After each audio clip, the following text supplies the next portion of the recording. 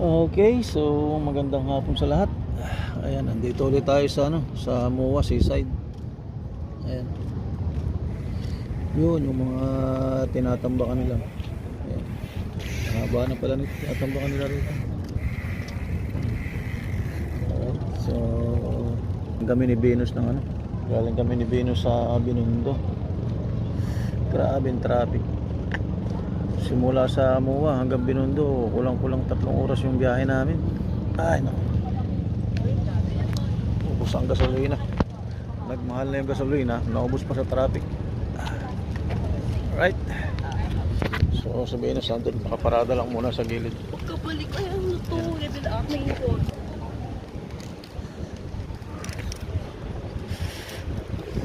Nakakala. Ano si Venus? Ando, nakaparada.